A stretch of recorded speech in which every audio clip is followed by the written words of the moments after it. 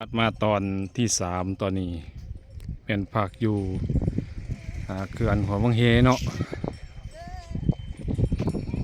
ภาพบรรยากาศตอนนี้ธรรมศาสตร์ถือว่าโอ้สวยสดงดงาม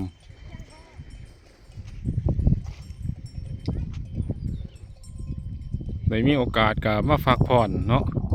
มาพักผ่อนเพราะว่าลายมือก็มีแต่เบียกลายมาเปิดมั่นสมองอยู่ทงไฮทงหน้าแล้วก็อยู่เขื่อนหัววังเฮตอนนี้เอาฝากคลิป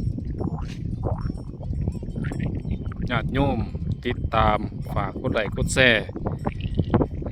โดนเถื่อจังไหนมาไลฟ์สดไลฟ์แชร์ให้พอออกไม่ออกได้เบิ่งเนาะเพราะว่าหลายวันก็มีแต่เบียกแต่งาน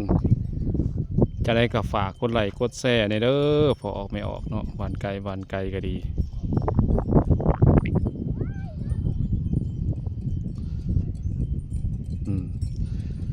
กดไลค์กดแชร์ได้ร้ายแห่งดีได้เป็น100-200แห่งดี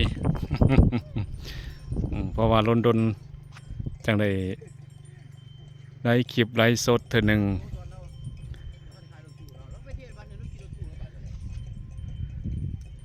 มื้อนี้ก็โอกาสพักผ่อนเลยว่ามาเที่ยวส้มเขื่อนหัววังเฮเหมาะสมกับบรรยากาศย่ำหอนเนาะมาเที่ยวมาเห็นผู้ใดมักชมวิวหรือว่าอาบน้ำจังซี่เหมาะสม